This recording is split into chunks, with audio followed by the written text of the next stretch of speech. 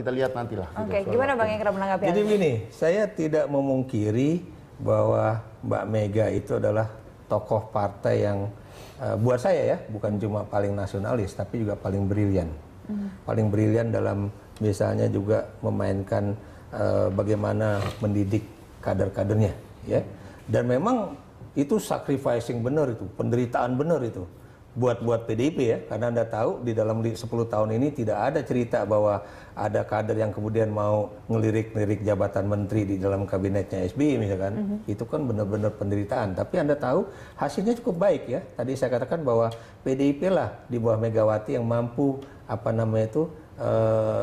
bukan cuma merekrut tapi mengkader kader-kader yang brilian anak-anak muda itu. Tapi Anda juga jangan lupa Bung Andre ya, bahwa di sisi lain ya, keberhasilan itu tentunya juga ada kritik.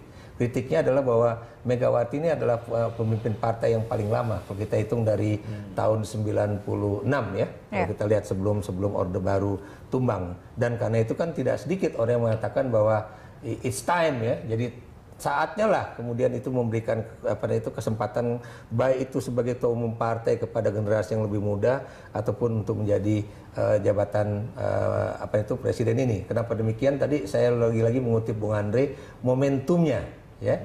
Buat saya kalau kemudian PDIP salah langkah, salah strategi, itu yang akan terjadi adalah putusannya apakah now or never. Oke, kalau yang Anda lihat ini melihat dari strategi ini, kira-kira strategi apa sih yang disasar oleh PDIP saat ini? Kalau buat saya melihat dari baik itu pernyataan-pernyataan Puan Maharani ya, maupun pernyataan-pernyataan Megawati, tampaknya Megawati sangat legowo untuk kemudian melepas kesempatan-kesempatan untuk menjadi calon presiden ataupun menjadi calon wakil presiden, dan akan memberikan kesempatan itu kepada Joko Widodo. Dan Puan Maharani saya dengarkan di berbagai pernyataan dia juga udah menyebut-nyebut bukan mustahil salah satu calon pendampingnya itu adalah Yusuf Kala ya.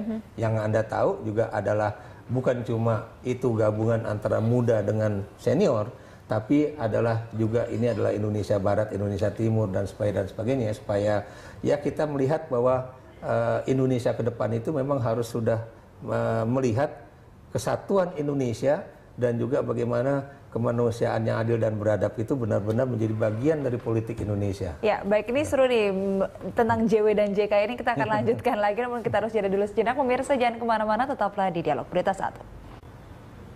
Ya pemirsa, Anda kembali di Dialog Berita 1. Bang Ikrar, ini bagaimana nih? Tadi Anda bilang soal strategi ya. Menurut Anda ini hanya sekedar sikap awu-pakuwu dari anak-anak Bu Mega aja untuk menunggu keputusan politik sang ketua umum? Kalau buat saya, dari pasang-pasang telinga saya di Partai PDIP. Demokrasi Indonesia Perjuangan, itu yang saya dengar bahwa Bu Mega tidak pernah mengucapkan anak-anak kandungnya sebagai calon presiden ataupun wakil presiden. Ini bahkan katanya sampai 2019 pun begitu. Walaupun buat saya sih kemungkinan untuk salah satu terah Soekarno itu menjadi calon wakil presiden pada 2019 itu mungkin saja. Ya, itu. Tapi kalau memang benar pernyataan dari teman-teman PDIP itu, di situ menunjukkan betapa seorang yang bernama Megawati itu benar-benar memikirkan masa depan bangsa ini.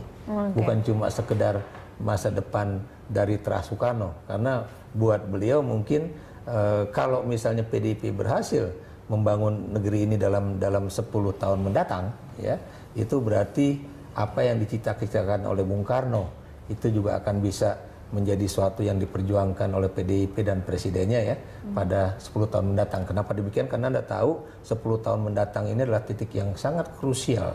Kenapa demikian? Anda lihat apa yang dibangun oleh SBY dari bangunan ekonomi itu hancur di masa akhir pemerintahannya. Anda bisa ngomong devisa apa yang ditinggalkan katanya paling tinggi. Ya, Anda tahu inflasi sekarang adalah tertinggi dalam sejarah Republik misalnya kan.